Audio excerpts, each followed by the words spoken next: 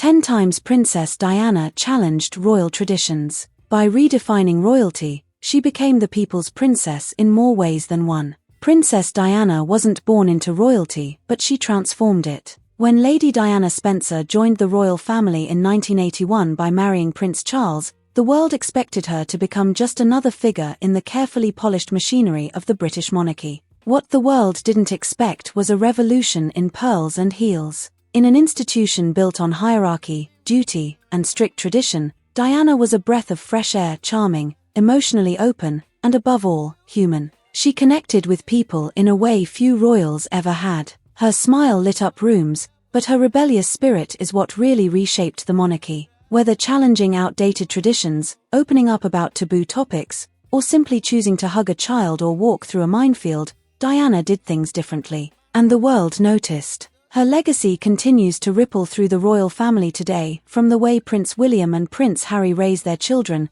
to how the monarchy now addresses issues like mental health and public service. Let's explore the 10 defining moments when Princess Diana defied the rules and made history. 10. Omitting obey from her wedding vows. In July 1981, the world watched with bated breath as 20-year-old Diana Spencer walked down the aisle of St. Paul's Cathedral to marry Prince Charles in what was called the wedding of the century. But even in the middle of this fairy tale, Diana made her first royal statement, and it was a quiet rebellion that echoed loudly. Traditionally, brides in the Church of England vow to love, cherish, and obey their husbands. For centuries, royal women followed this script to the letter, even as British society evolved beyond those outdated expectations. Diana, however, refused to pledge obedience to her husband. The omission, made in consultation with the Archbishop of Canterbury, was both shocking and symbolic. It reflected Diana's desire for an equal partnership, but it also hinted at her willingness to challenge expectations, even on the biggest day of her life.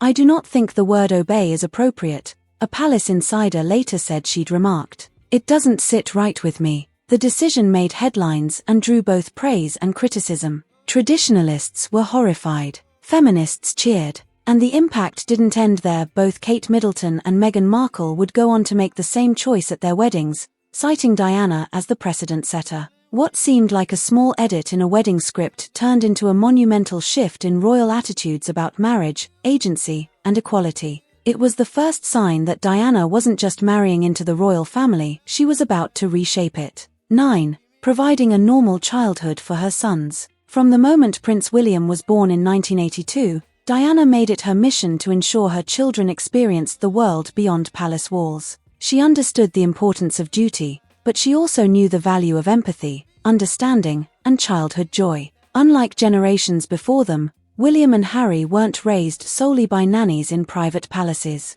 Diana took them to theme parks, McDonald's, and even made surprise school drop-ins. She wanted them to meet real people, not just diplomats or distant aristocrats. One royal aide once said, she would take them to see the homeless. She wanted them to know what the world was really like, not just what they'd see from a palace window. This hands-on approach was revolutionary. The Queen, for example, had famously traveled abroad without her children for extended periods, as royal duty demanded. But Diana prioritized time with her sons, even rearranging her official schedule to attend their school plays or sports events. When it came to travel, she fought royal protocol to take William on royal tours, something unheard of for a future king that young. "He goes where I go," she reportedly said. This style of parenting, engaged, present, emotionally tuned in, was unlike anything the royal family had seen before. And it worked. William and Harry grew up not only understanding privilege, but understanding people. Today, they carry on that legacy,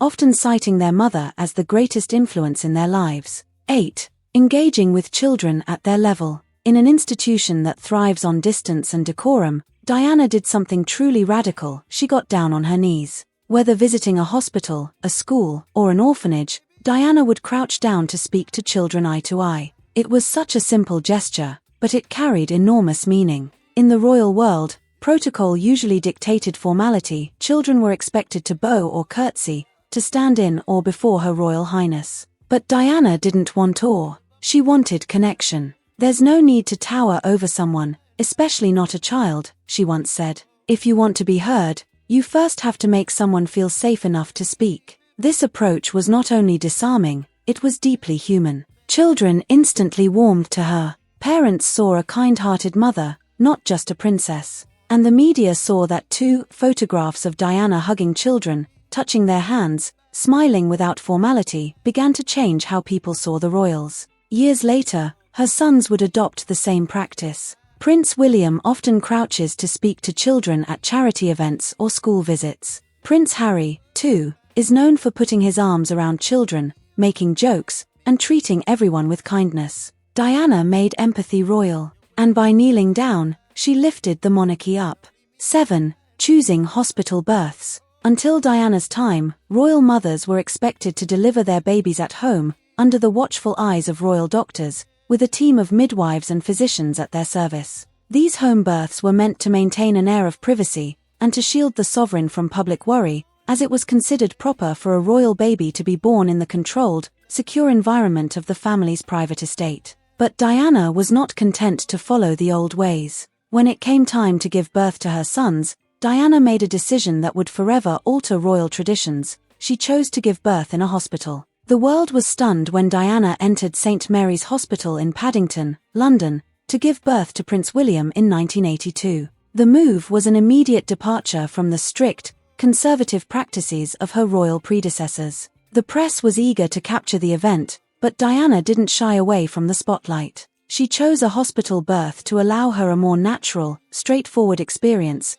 and to make her approach to motherhood more relatable to the public. It was a daring decision, especially considering the palace's usual obsession with maintaining royal privacy. But Diana was always ahead of her time. This decision became one of the most significant legacies of her motherhood. When Kate Middleton, years later, chose to have both of her children at St. Mary's as well, it was seen as a continuation of Diana's modernizing influence. Meghan Markle followed suit, further cementing Diana's role in reshaping royal birth practices. These changes in childbirth practices were indicative of Diana's broader desire to make royal life more accessible to the people, while still maintaining the royal family's dignity. The hospital birth was not just about convenience, it was about a shift in how the royal family interacted with the public and how they handled the expectations placed on them. 6. Sending her children to nursery school. In the royal world, education for children has historically been a matter of great formality. Most royal children would be educated privately at home, receiving lessons from governesses or tutors, an arrangement that often left them isolated from other children their own age. But Diana, always keen to ensure that her sons grew up with a sense of normalcy, made a decision that went against royal tradition. She enrolled Prince William in a nursery school. In 1985, just a few years after William's birth, Diana sent him to the exclusive but public minors' nursery school in West London. It wasn't unheard of for royals to attend school, but it was almost always within the confines of private royal tutoring or secluded institutions. Sending a royal child to a public nursery school was a bold move, especially when it meant allowing William to interact with children from different walks of life. The nursery school Diana chose was a far cry from the privileged, highly structured educational settings typically favored by the royal family. At the time, it was seen as a shocking move, especially considering that many royal parents had opted for private education for their children. Diana was determined that William and Harry should grow up understanding the experiences of ordinary children, something that was, at the time, almost unheard of for heirs to the throne.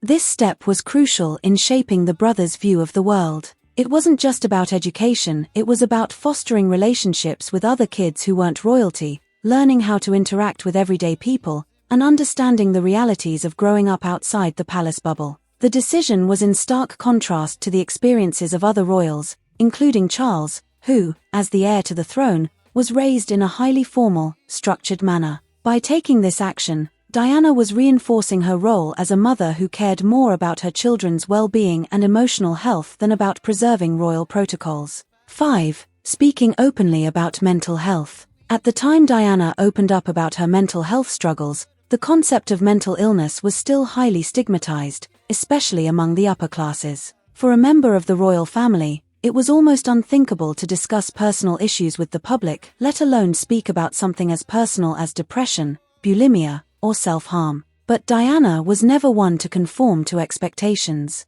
Throughout her marriage to Prince Charles, Diana faced a myriad of pressures: the relentless scrutiny of the press, the strains of royal duty, and her personal struggles with self-esteem and mental health. It was during this time that she began to develop bulimia, an eating disorder that she struggled with for years. While the royal family had always prided itself on the stiff upper lip mentality, never letting personal problems show in public, Diana knew she could not hide the truth any longer. In 1995, during her now infamous interview with BBC Panorama's Martin Bashir, Diana openly discussed her struggles with bulimia and her long battle with depression. "I was in a very low place," she admitted, revealing that her struggles were exacerbated by her unrelenting public life and turbulent marriage. At the time, it was almost unheard of for a royal to speak so candidly about mental health. Her decision to speak publicly about her mental health battles was groundbreaking. It not only raised awareness of bulimia and depression but also sparked broader conversations about mental health in the UK and beyond. Diana's willingness to break the silence around such topics helped destigmatize mental illness, making it easier for others to come forward and seek help. By sharing her vulnerabilities, Diana humanized herself in a way that was deeply impactful. The royal family had always been viewed as distant, emotionally reserved, and almost untouchable. Diana's openness, however, reminded the public that even royals experience pain, just like everyone else. In the years that followed, both her sons, Prince William and Prince Harry, would continue her legacy of supporting mental health initiatives, with Prince Harry notably speaking out about his own struggles in an effort to encourage others to seek support. Diana's decision to speak out on mental health, at a time when it was still taboo, is just one of the many ways she reshaped the royal family's approach to personal well-being and public perception. She proved that strength wasn't about hiding one's struggles, it was about facing them head-on. 4. Expressing disapproval of hunting. The royal family has long been associated with certain traditional activities, one of which is hunting. For centuries, members of the royal family have participated in hunting as both a sport and a demonstration of status. However, Diana, with her innate compassion and her evolving views on animal rights, began to express her disapproval of the practice. Though Diana had participated in hunting during her youth, her views shifted dramatically once she became a mother. By the time she had her sons, Prince William and Prince Harry, she found herself unable to support an activity that involved killing animals for sport. Diana's disapproval of hunting was more than a personal opinion, it was a moral stance that challenged long-held traditions within the royal family. While she never publicly condemned hunting outright, Diana's actions spoke louder than words. She did not actively encourage her sons to participate in hunting trips, and her public comments reflected her growing discomfort with the practice. Her stance was especially significant considering her strong influence on the media and public opinion, as her views on animal rights helped to shift the conversation around hunting in the UK. In the years since, hunting for sport has become increasingly controversial, with public opinion turning more and more against it. Many people now see hunting as outdated and cruel, with an increasing number of animal rights activists pushing for stricter laws and bans on hunting. Diana's quietly expressed disapproval of hunting helped to elevate the issue, and in many ways, she helped bring the practice into public scrutiny. Though her views on hunting were never as openly confrontational as her other challenges to royal tradition, they nonetheless contributed to the gradual shift in royal attitudes toward issues of animal rights and environmental conservation. 3. Challenging royal fashion norms. Diana was known for her impeccable fashion sense, but she also broke away from royal fashion norms on several occasions, making her one of the most influential style icons of her time. Royals are expected to adhere to a strict dress code, formal attire is a given at almost every public appearance, and there's a long-standing expectation that royals wear dark clothing only in mourning or at solemn events. But Diana often defied these rules, both subtly and boldly. One of the most famous instances of Diana challenging royal fashion norms occurred in 1994, when she wore the so-called revenge dress to an event at the Serpentine Gallery in London. The dress, a black off-the-shoulder number by designer Christina Stambolian, was the perfect expression of both fashion and defiance. Diana wore it on the same evening that a documentary aired in which Prince Charles admitted to his affair with Camilla Parker Bowles. The timing was not lost on the public, and the revenge dress became an iconic symbol of Diana's personal strength and independence. But Diana's fashion choices went beyond just this famous moment. She frequently broke royal fashion traditions by wearing black, something that was considered inappropriate for daytime events,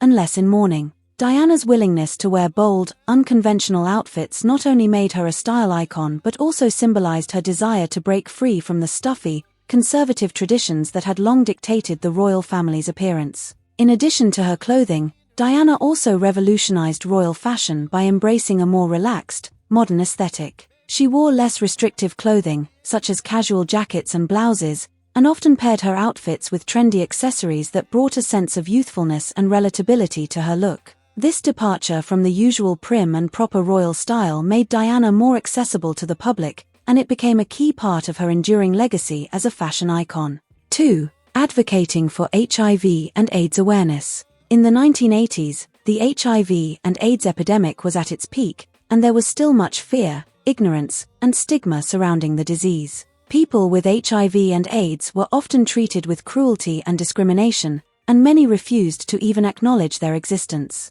But Diana, never one to shy away from a challenge, took it upon herself to change the public perception of the disease. In 1987, Diana made a groundbreaking visit to the London-based National AIDS Centre, where she shook hands with and spoke to several HIV-positive patients. At the time, it was still believed by many that HIV could be spread through casual contact, so shaking hands with an AIDS patient was considered a risky and controversial act. Diana's gesture, however, did much to debunk this myth and challenge the stigma surrounding the disease. She was photographed smiling and holding the hands of patients, which was both an act of compassion and a powerful statement. It showed the world that people with HIV and AIDS were deserving of respect and care, not fear and isolation. Diana's actions did more than just raise awareness, they humanized the epidemic, making it a cause that could no longer be ignored. The significance of Diana's advocacy cannot be overstated. At the time, the royal family was notorious for avoiding controversial issues,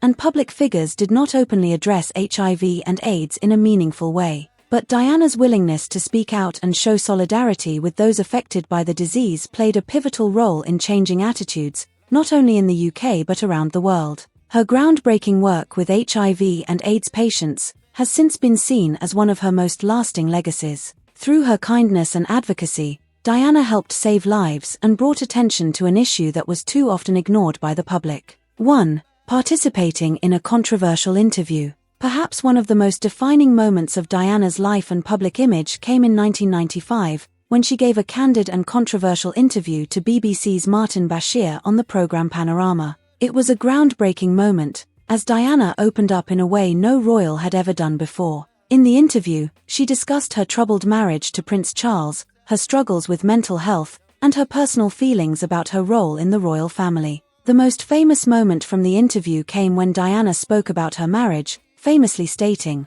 "Well, there were 3 of us in this marriage, so it was a bit crowded." She was referring to Prince Charles's affair with Camilla Parker Bowles, which had long been the subject of speculation in the press. Diana's frank admission was a bombshell, and it rocked the British public and the royal family to its core. This interview, which was not sanctioned by the royal family, marked the first time a member of the royal family had spoken so openly about personal struggles, marital problems, and inner turmoil. Diana's decision to give the interview was controversial. Many members of the royal family felt that it was a betrayal, and the palace issued a rare public statement distancing themselves from her comments. However, the interview was also a turning point in the way the public viewed Diana. It gave people a glimpse into her personal pain and struggles, and it revealed her vulnerability in a way that made her even more beloved by the public. The interview also led to Diana's separation from Prince Charles, and ultimately, their divorce in 1996. In the years that followed, it was revealed that Martin Bashir had used deceitful methods to secure the interview, including showing Diana fake documents to suggest that her staff members were spying on her. Despite this, the interview remains a significant part of Diana's legacy. It cemented her reputation as someone who wasn't afraid to speak her truth, no matter the cost.